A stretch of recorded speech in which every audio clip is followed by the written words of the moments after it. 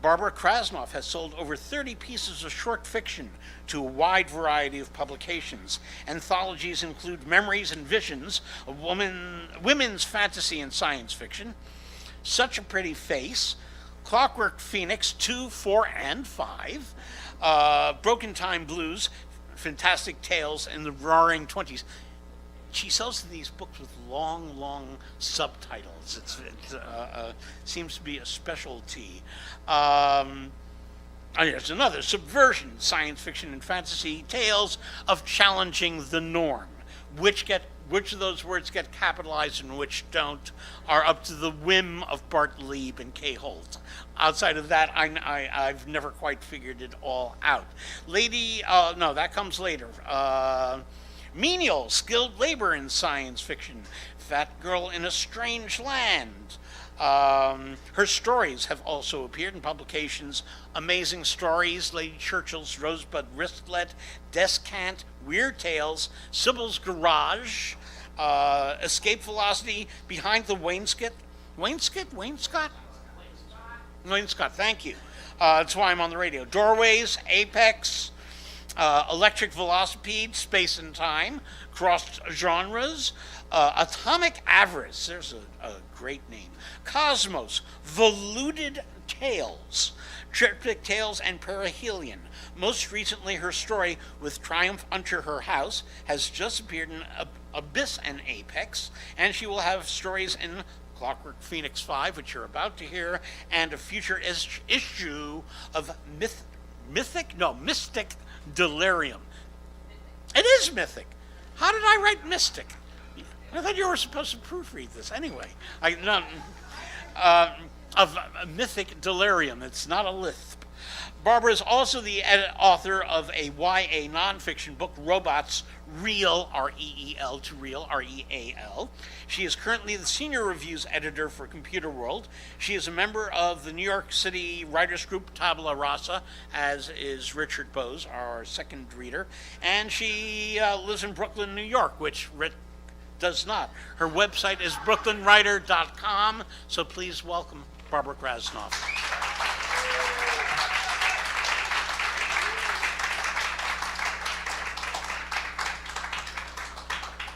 Okay, is this good? This is good.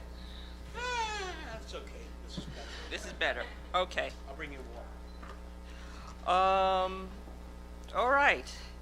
This story is appearing, as he said, in Clockwork Phoenix 5. It's a little long, so what I've cut out one small portion of it, and I will stop at that point, tell you what happens, and go on.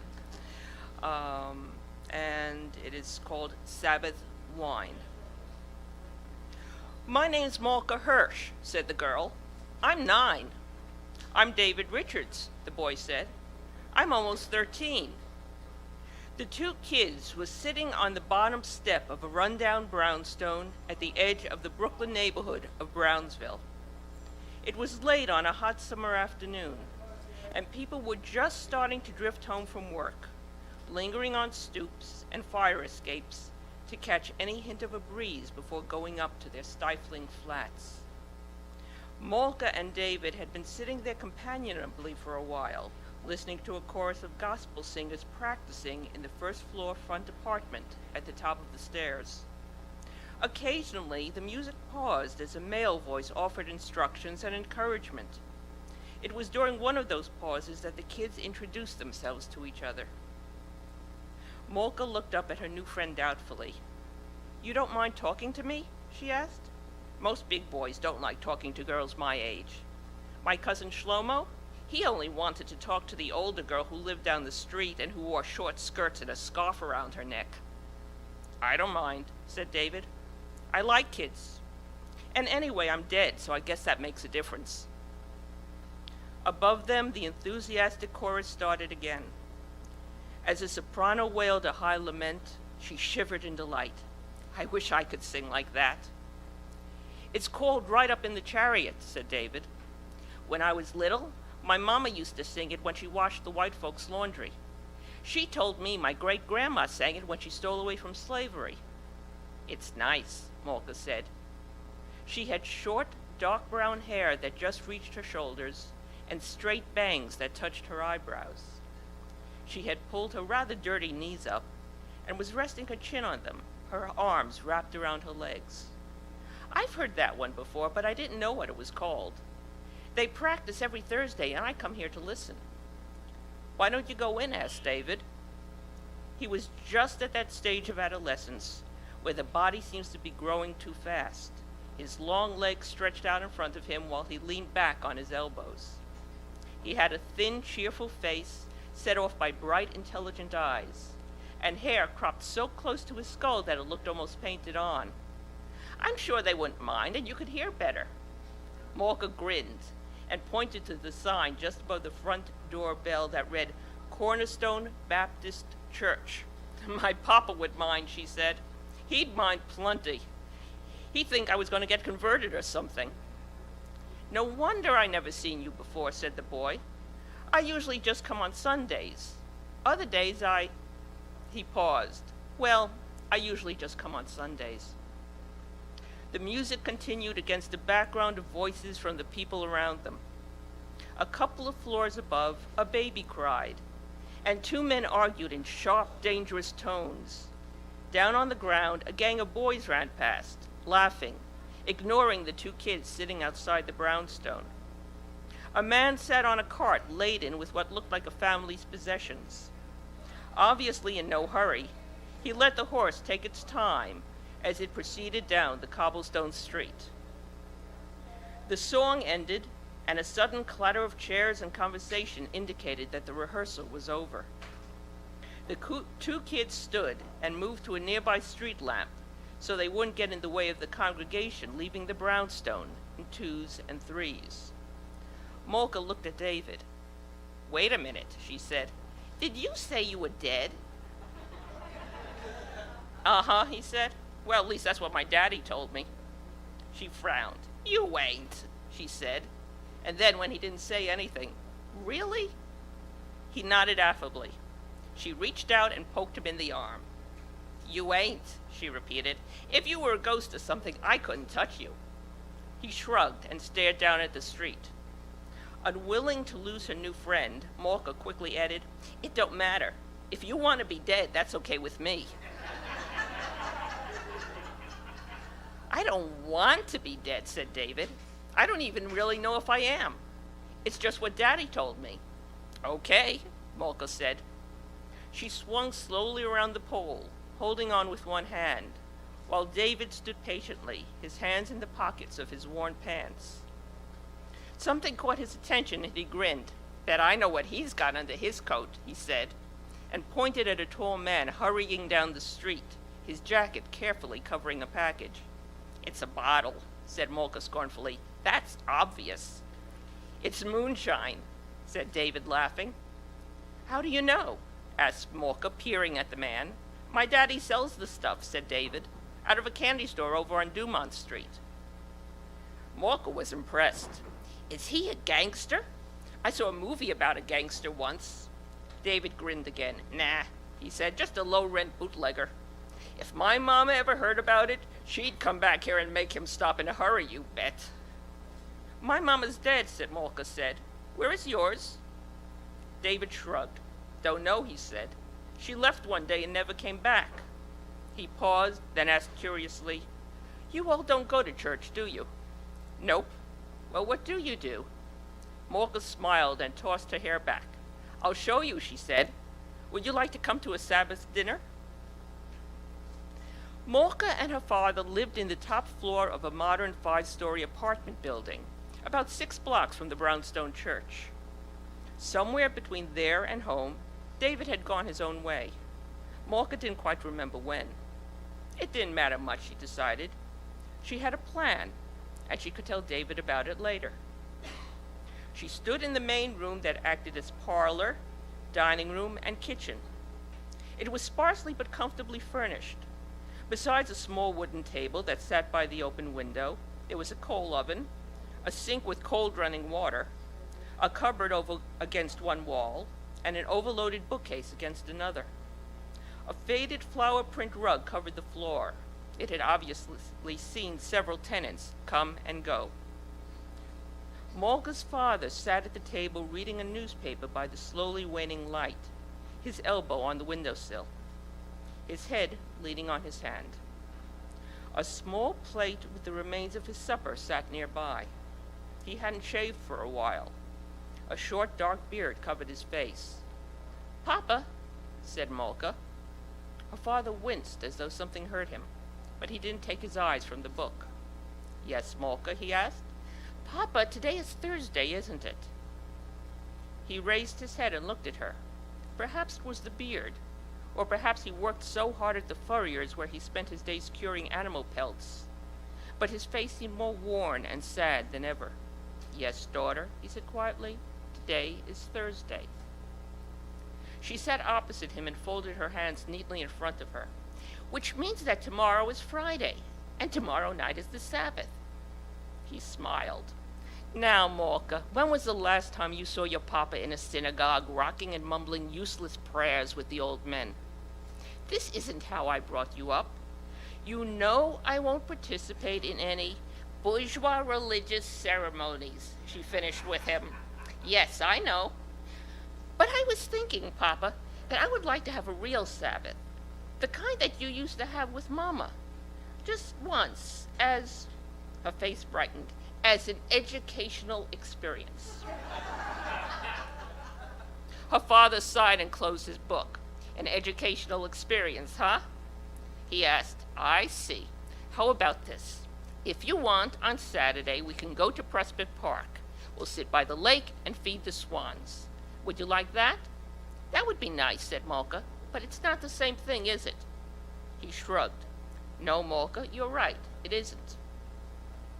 Across the alley, a clothesline squeaked as somebody pulled on it. An infant cried, and somebody cursed in a loud combination of Russian and Yiddish. "And what brought on this sudden religious fervor?" her father asked. "You're not going to start demanding I grow my beard to my knees and read nothing but holy books, are you?" "Oh, Papa," Molga said, exasperated. "Nothing like that. I made friends with this boy today named David. He's older than I am, over 12. And his father also doesn't approve of religion, but his mama used to sing the same songs they sing in the church down the street. We listened to them today, and I thought maybe I could invite him here and show him what we do." Her voice trailed off as she saw her father's face. "You were at a church?" her father asked a little tensely. "And you went in and listened?" "No, of course not. We sat outside. It's the church on the first floor of that house on Remsen Avenue, the one where they sing all those wonderful songs." "Ah," her father said, enlightened, and shook his head. "Well, and I shouldn't be pig-headed about this. Your mama always said I could be very pig-headed about my political convictions. You are a separate individual and deserve to make up your own mind." "And it's really for educating David," said Molga eagerly. Her father smiled. "Would that make you happy, Molga?" he asked. "To have a Sabbath dinner for you and your friend, just this once?" "Yes, just this once," she said, bouncing on her toes, "with everything that goes with it." "Of course," her father said. "I did a little overtime this week. I can ask Sarah, who works over at the delicatessen, for a couple pieces chicken, a loaf of bread, and maybe some soup and noodles. And I know we have some candles put by. And you have Grandpa's old prayer book," she encouraged. "Yes, I have that." "So all we need is the wine," Molga said triumphantly. Her father's face fell. "So all we need is the wine." He thought for a moment and then nodded. "Moshe will know. He knows everybody in the neighborhood. If anyone has any wine to sell, he'll know about it." "It's going to get dark soon," said Molga. "Is it too late to ask?" Her father smiled and stood. "Not too late at all. He's probably in the park." "So, Abe," Moshe said to Molga's father, frowning, "you are going to betray your ideals and kowtow to the religious authorities? You, who were nearly sent to Siberia for writing articles linking religion to the consistent poverty of the masses? You, who were carried bodily out of your father's synagogue for refusing to wear a hat at your brother's wedding?" Abe had immediately spotted Moshe, an older, slightly overweight man with thinning hair, on the well-worn bench where he habitually spent each summer evening. But after trying to explain what he needed, only to be interrupted by Moshe's irritable rant, Abe finally shrugged and walked a few steps away. Molka followed. "There are some boys playing baseball over there," he told her. "Why don't you go and enjoy the game and let me talk to Moshe by myself?"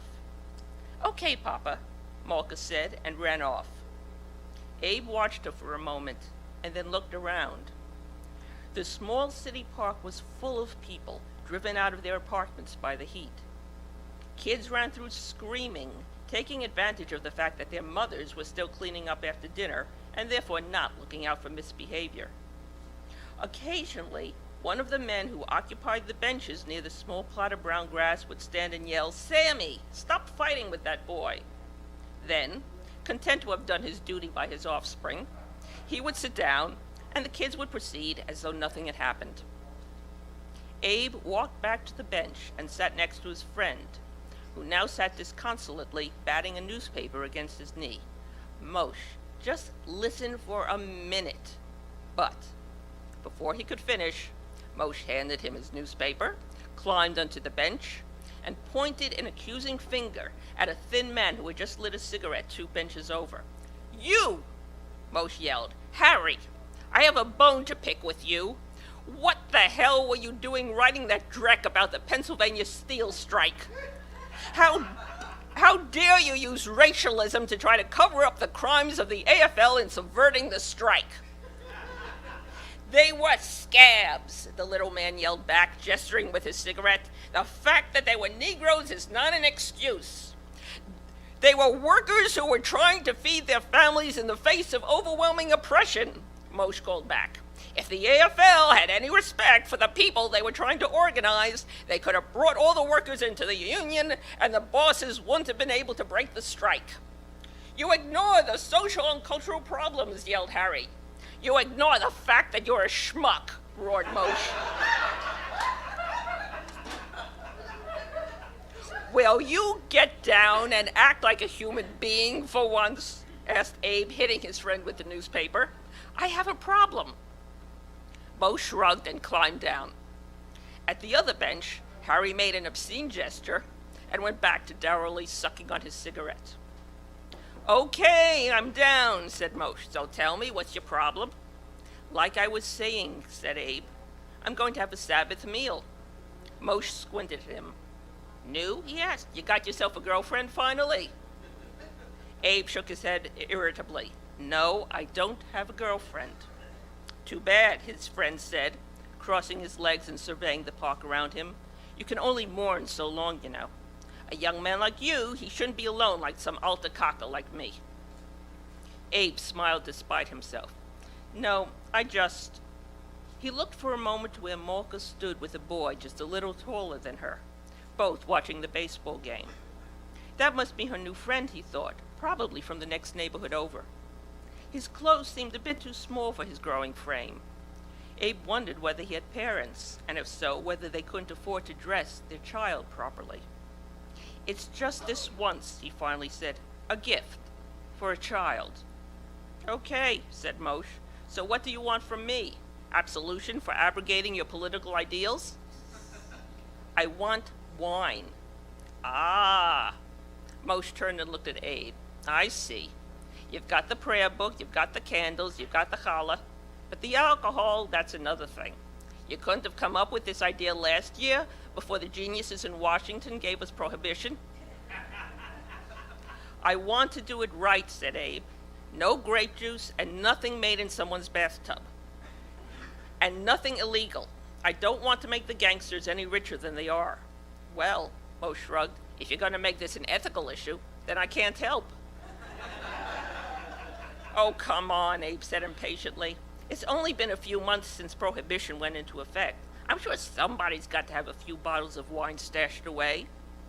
"I'm sure they do," Moshe said, "but they're not going to give them to you.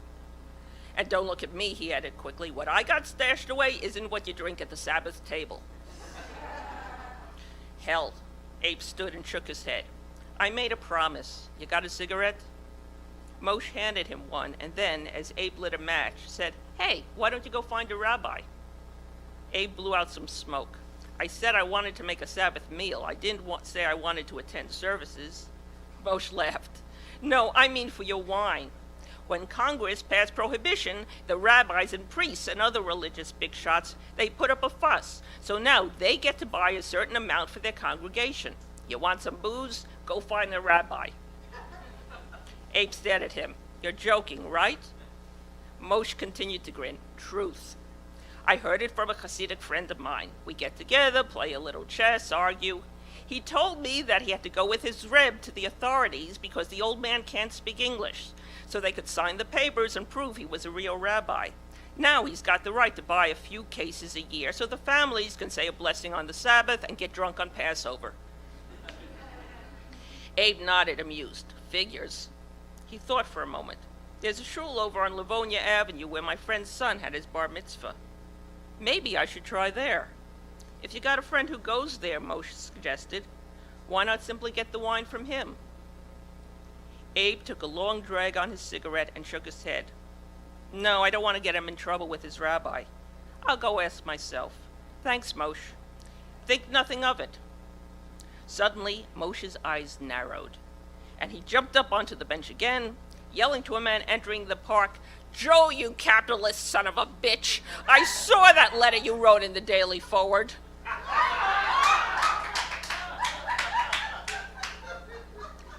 Abe walked over to his daughter. You heard? He asked quietly. We'll go over to the synagogue right now and see what the rabbi can do for you. Yes, Papa, Malka said, and added, This is David. He's my new friend that I told you about. David, this is my father. How do you do, Mr. Hirsch? Asked David politely. How do you do, David? Replied Abe. It's nice to meet you. I'm glad Malka has made a new friend. Mr. Hirsch, said David, you don't have to go to that rabbi if you don't want to. I heard my father say that he and his business partners got some Jewish wine that he bought from a rabbi who didn't need it all, and I'm sure he could sell you a bottle. Abe smiled. Thank you, David. But as I told my friend, I'd rather not get involved in something illegal. You understand, he added, I do not mean to insult your father. That's okay, David said. He turned and whispered to Malka, You go ahead with your daddy. I'll go find mine. You come and get me if you need me for anything. He's usually at the candy store on the corner of Dumont and Saratoga. Okay, Malka whispered back, and if we do get wine, I'll come to get you, and you can come to our Sabbath dinner. Abe stared at the two children for a moment, then pulled the cigarette out of his mouth, tossed it away, and began walking. Malka waved at David and followed her father out of the park. At this point, they go to a synagogue, and of course the rabbi refuses to sell him any wine because he's a radical. So they decide to go and try David's father. Even from the outside, the candy store did not look promising, or even open. The windows were pasted over with ads, some of which were peeling off. When Malka and her father looked through the glass, shading their eyes with one hand, it was too dark inside to see much. You stay out here, her father finally said. This is not a place for little girls. He took a breath and pushed the door open. A tiny bell tinkled as he stepped through. Malka, too curious to obey, quietly went in after him and stood by the door, trying to make herself as small as possible. The store looked as unfriendly inside as it did out. A long counter, which had obviously once been used to serve sodas and ice cream, ran along the right wall of the store. It was empty and streaked with dust, and the shelves behind it were bare except for a few glasses. At the back of the store, there was a display case in which a few cans and dry-looking cakes sat. The rest of the small space was taken up by several round tables. Only one was occupied, and it was partially obscured by a haze of cigarette smoke. Malka squinted. 3 men sat there, playing cards. One was short and fat, with the darkest skin Malka had ever seen. He scowled at the cards while a cigarette hung from the corner of his mouth. A second, much younger and slimmer, was carefully dressed in a brown suit with a red tie. He had a thin mustache, and his hair was slicked back so it looked, Malka thought, like it was always wet. The third man, she decided, must be David's father. He had David's long, thin face and slight build, but the humor that was always dancing in David's wide eyes had long ago disappeared from his.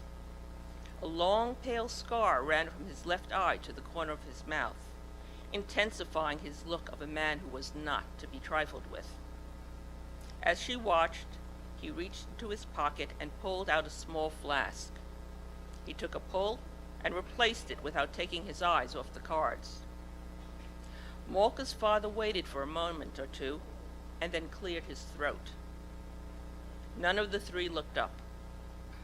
"I think you're in the wrong store, white man," the fat man said. Malka's father put his hands in his pockets. "I was told I could purchase a bottle or two of wine here." "You a Fed?" asked the man with the slick back hair. "Only a Fed would be stupid enough to walk in here by himself." "Ain't no Fed," the fat man said. "Listen to him. He's a Jew. Ain't no Fed Jews." "There's Izzy Einstein," said the man with the hair. "He arrested 3 guys in Coney just yesterday. I read it in the paper."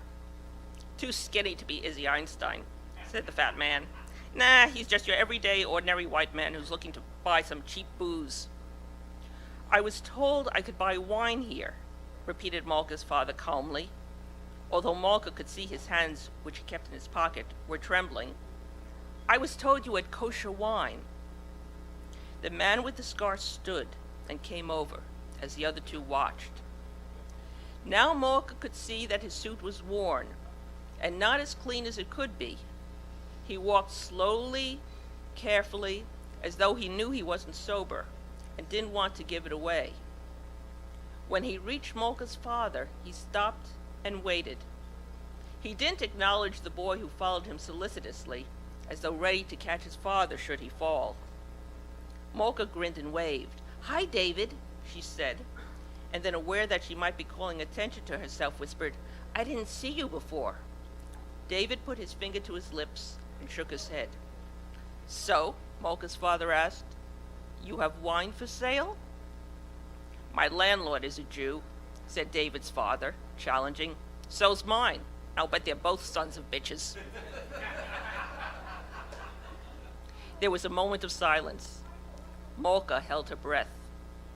And then one corner of the man's mouth twitched. "Okay," he said, "maybe we can do business." His 2 colleagues relaxed. The man with the hair swept up the cards and began shuffling them.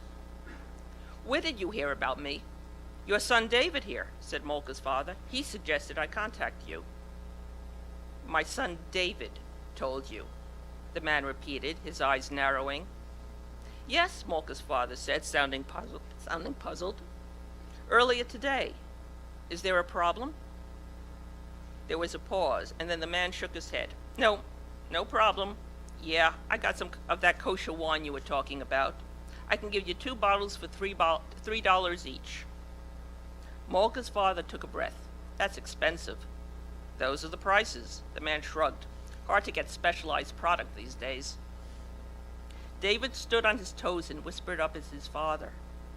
The man didn't look down at the boy, but bit his lip and then said, "Okay, I can give you the 2 bottles for $5. And that's because you come with a family recommendation." "Done," said Malka's father. He put out his hand. "Abe Hirsch." David's father took his hand. "Sam Richards," he said. "You want to pick your merchandise up in the morning?" Abe shook his head. "I've got to work early," he said. "Can I pick it up after work?" "Done," Sam said. Malka's father turned and walked toward the door, then turned back. "I apologize," he said, shaking his head. "I am an idiot. David, your son, has been invited to my house for dinner tomorrow night, and I have not asked his father's permission. And of course you are also invited as well." Sam stared at him. "You invited my son to your house for dinner?" Abe shrugged. "Hey, Sam," called the well-dressed man. "You can't go nowhere tomorrow night. We've got some business to take care of uptown at the Sugar Cane." Sam ignored his friend and looked at Malka, who stood next to her father, scratching an itch on her leg and grinning at the success of her plan. "This your little girl?" It was Abe's turn to stare. He looked down at Molka, who was nodding wildly, delighted at the idea of another guest at their Sabbath meal. He then looked back at Sam. "Okay," said Sam. "What time?" "Around 5 p.m., Abe said, and gave the address. "We don't have to be uptown until 9, Sam said to his friend. "Plenty of time." He turned back to Molka's father. "Okay, I'll bring the wine with me. But you make sure you have the money. Just because you're feeding us dinner, don't mean the drinks come free." "Of course," said Abe. At 5 p.m. the next evening, everything was ready. The table had been pulled away from the window and decorated with a white tablecloth from the same woman who'd sold Abe a boiled chicken and a carrot simus. Settings for 4, 2 extra chairs borrowed from the carpenter who lived across the hall, 2 candles, and at Abe's place, his father's old prayer book. Abe, wearing his good jacket despite the heat, and with a borrowed yarmulke perched on his head, surveyed the scene. "Well, Molka," he asked, "how does that look?" "It's perfect," said Molka, running from one end of the room to the other to admire the table from different perspectives. Almost on cue, somebody knocked on the door. "It's David," Molka yelled. "David, just a minute." "I'm sure he heard you," Abe said, smiling. "The super in the basement probably heard you." He walked over and opened the door. Sam stood there, a small suitcase in his hand. He had obviously made some effort toward improving his personal appearance. He was freshly shaven, wore a clean shirt, and had a spit polish on his shoes. David dashed out from behind his father. "You see," he told Molka, "everything worked out. My daddy brought the wine like he said, and I made him dress up because I said it was going to be religious, and Mama would have let him come to church all messed up. Right, Daddy?" "You sure did, David," said Sam, smiling. "Even made me wash behind my ears." He then raised his eyes and looked hard at Abe, as if waiting to be challenged. But Abe only nodded. "Please sit down," he said. "Be comfortable. Molka, stop dancing around like that. You're making me dizzy." Molka obediently stopped twirling, but she still bounced a bit in place. "David, guess what? There's a lady who lives across the alley from us who, when it's hot, walks around all day in a man's t-shirt and shorts. You can see her when she's in the kitchen. It's really funny. You want to come out on the fire escape and watch?" David suddenly looked troubled and stared up at his father. "Is it okay, Daddy?" he asked. His lower lip trembled. "I don't want anybody to get mad at me." Sam took a breath and, with an obvious effort, smiled at his son. "It's okay," he said. "I'll be right here, keeping an eye on you. Nothing bad will happen." David's face brightened and he turned to Molka. "Let's go," he said. The 2 children ran to the window and clambered noisily onto the fire escape. Sam put their suitcase on one of the chairs, opened it, and took out 2 bottles of wine. "Here they are," he said. "Certified kosher, according to the man I got it from. You got the $5? Abe handed Sam 5 crumpled dollars. "Here you are," he said, "as promised. You want a drink before we start?" Sam nodded. Abe picked up one of the bottles, looked at it for a moment, and then shook his head, exasperated. "Look at me, the genius," he said. "I never thought about a corkscrew." Sam shrugged, took a small pocket knife out of his pocket, cut off the top of the cork, and pushed the rest into the bottle with his thumb. Abe took the bottle and poured generous helpings for both of them. They each took a drink and looked outside, where Molka and David sat on the edge of the fire escape, her legs dangling over the side, his legs folded. A dirty pigeon fluttered down into the railing and stared at the children, obviously hoping for a stray crumb. When none came, it started to clean itself. David pointed to a window. "No, that's not her," said Molka. "That's the man who lives next door to her. He has 2 dogs, and he's not supposed to have any pets, so he's always yelling at the dogs to stop barking or he'll get kicked out." The children laughed. Startled, the bird flew away. "So," said Abe. "Yeah," said Sam. "What happened?" Sam took a breath, drained his glass, and poured another. He had gone out to shoot rabbits, he said slowly. I had just got home from the trenches. We were living with my wife's family in Alabama, and we were making plans to move up north to Chicago, where I could get work and David could get schooled better. He was sitting on the porch reading, and I got mad and told him not to be so lazy, get out there and shoot us some meat for dinner. When he wasn't home by supper, I figured he'd got himself lost. He was always off exploring and forgetting about what he was supposed to do. He looked off into the distance. After dark, the preacher from my wife's church came by and said there had been trouble. A white woman over in the next county had complained that somebody had looked in her window when she was undressed. A lynch mob went out, and David saw them, got scared, and ran. He wasn't doing anything wrong, but he was a Negro boy with a gun, and they caught him, and... He choked for a moment, then reached for his glass and swallowed the entire thing at a gulp. Wordlessly, Abe refilled it. My wife and her sister and the other women, they went and took him down and brought him home. They had cut him and burned him, and my boy, my baby. A single tear slowly made its way down Sam's cheek, tracing the path of the scar. My wife and I, we didn't get along so good after that. After a while, I cut and run, came up here, and David, he came with me. For a moment, they just sat. We lived in Odessa, said Abe, and when Sam looked confused, added, that's a city in the Ukraine near Russia. I moved there with the baby after my wife died.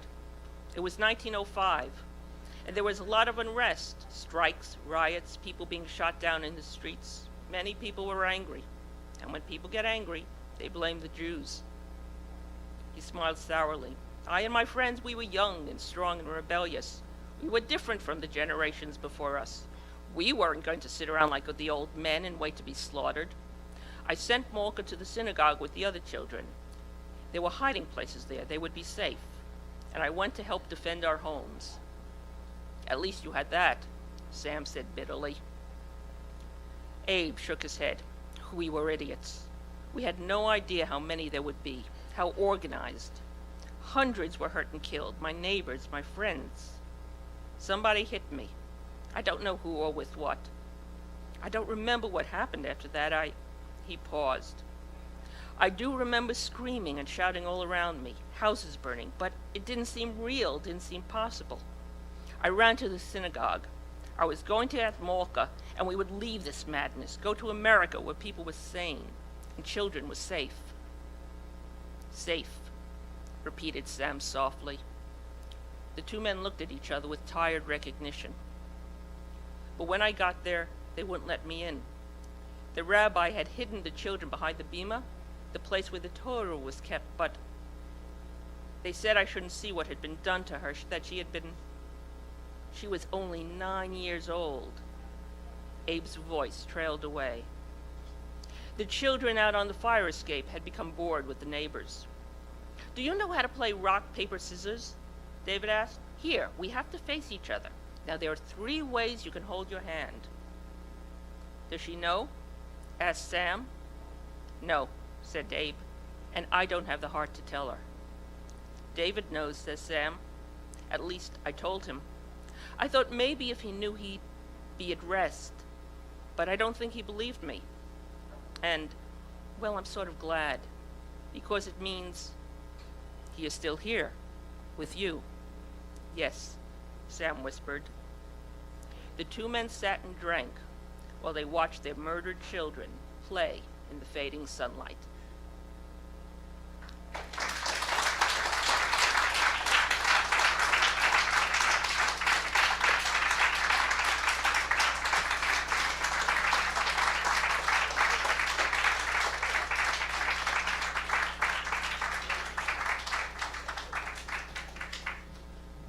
Thank you, Barbara. We're going to take about a 10-minute break, and then we'll have a raffle, and then Rick Bowes. In the meantime, there's a lovely cafe with food and beverage, so take advantage. And Terrence will put up the intermission sign, and we'll be back Back in about 10, 15 minutes. Thank you.